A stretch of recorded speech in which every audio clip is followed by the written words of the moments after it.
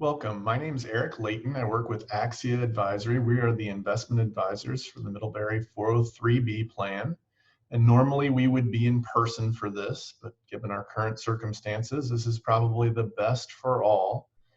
A couple things we wanted to address today. First of all, how the 403B plan works and get you an introduction to that. Also, we wanted to make sure that you weren't this person with hopes and wishes and prayers as part of your retirement plan. So let's first take a look at the Middlebury 403B plan. You can contribute on a pre-tax and or Roth after-tax basis. We'll talk about that in more detail on the slide in the future. The IRS says you can put in $19,500 this year, or if you're 50 or older, you can do $26,000.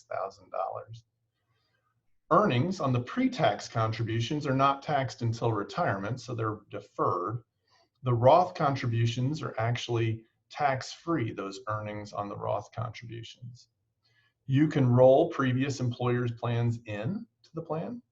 And then we always like to try and make sure that you realize that many times there's not a whole lot else of where money's going to come from in retirement. People overestimate the value of Social Security sometimes, so it's best to put some money away for yourself. So let's take a look at Sally here. She has a salary of $1,500 biweekly.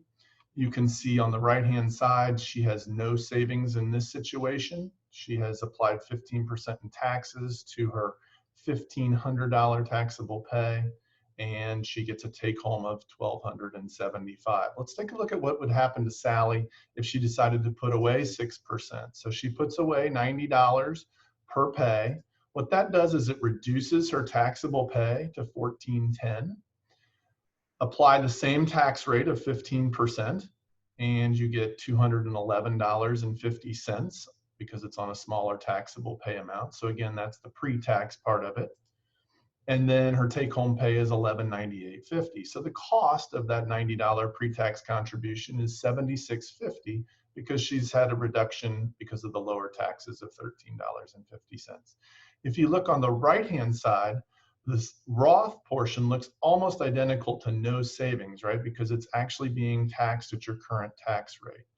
But when we get down here to the after part of it, you can put in $90 into the Roth sleeve of your 403B plan. Your take-home pay then is $1,185. So it costs you the same, $90. But what happens is over time is if that $90 grows to $100, then that is all tax-free when you hit retirement. Let's dive a little deeper into the Roth after-tax contributions. So again, Roth contributions are taxed at your current tax rate. In exchange, the contributions and the earnings they generate are tax-free in retirement. The government does stipulate that you have to have 5 years in the Roth part before you can actually benefit from the tax-free earnings. So again, if you start today, that starts the clock ticking. If you put some money into the Roth 403B sleeve today, that starts the clock ticking for the 5 years. So we get questions all the time, who's this best for? And in reality, it's personal preference. If I knew my tax rate now and I knew my tax rate in retirement, it would be an easier decision, but it's almost impossible for us to be able to identify what our tax rate is going to be 20, 30, 40 years in the future. But I use this as an example. If you're in the 15% tax bracket now and you knew you were going to be in the 25% tax bracket in the future, you probably wouldn't want to pay your taxes at 25. You'd rather pay it at 15. In that case, you would actually do the Roth portion of this so that you would end up not paying that 25 because you had already paid it up front at 15.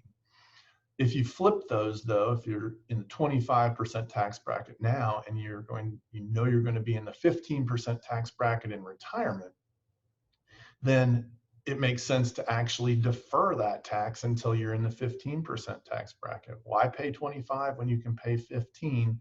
And in that case, you would do the pre-tax portion, right? You would defer that tax.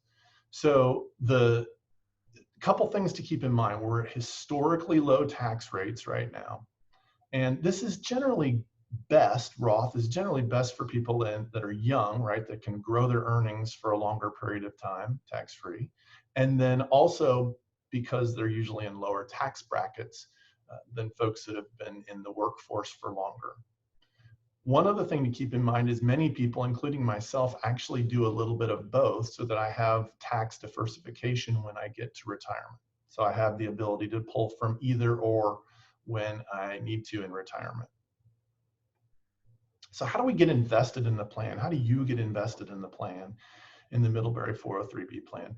So the first thing we'd like to say is you should determine your risk tolerance before you actually complete any forms. You have three options basically to make investments in the plan. You can select your own investment allocations from the underlying funds.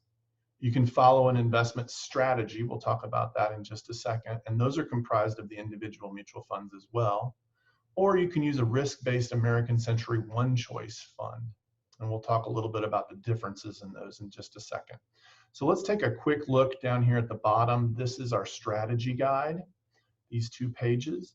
There's 5 questions on here. If you take and answer those questions, there's a number associated with each. Circle it, add up your numbers.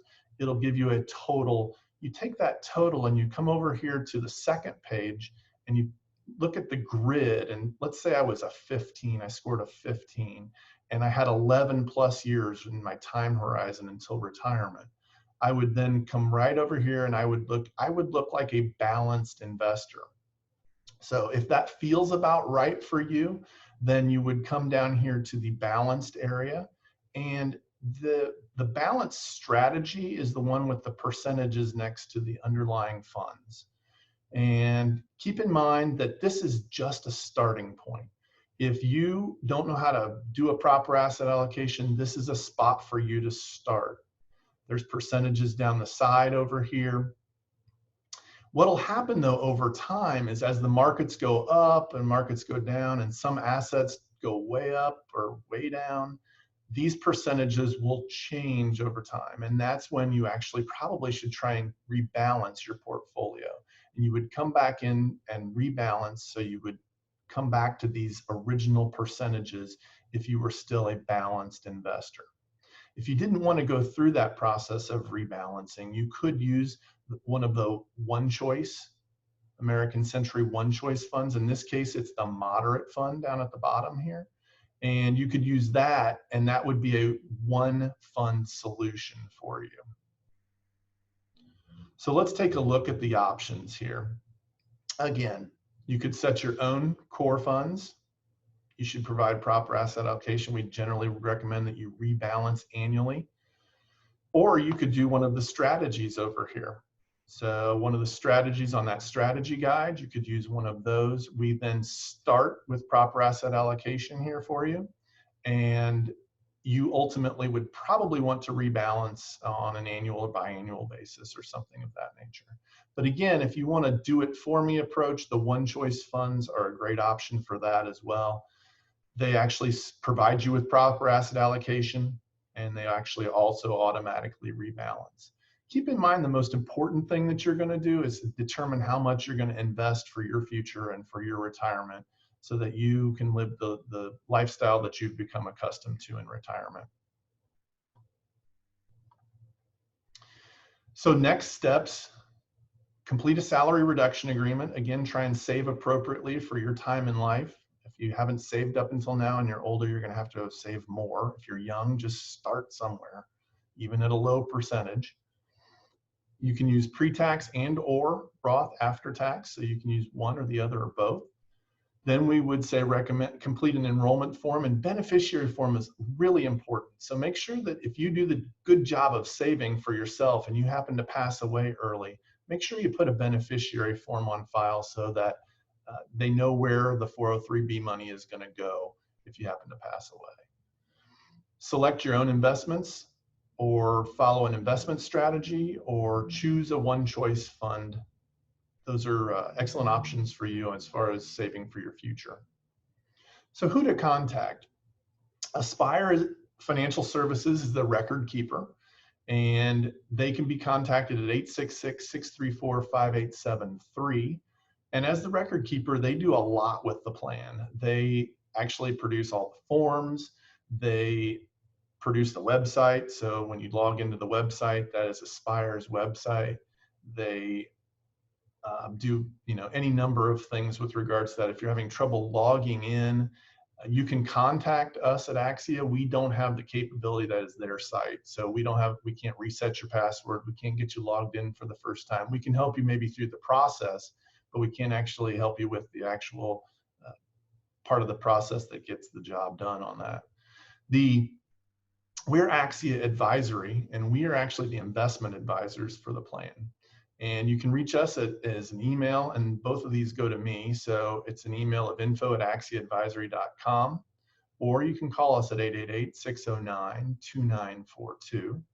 And that is a voicemail box that I check as regularly as possible. And if you just leave your name and your number, you're with Middlebury, and sort of what your question is, I will get back with you as soon as possible on that.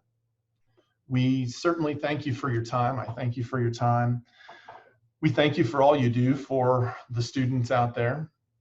And we certainly wish you nothing but the best for the upcoming school year. So until we can talk again, thanks.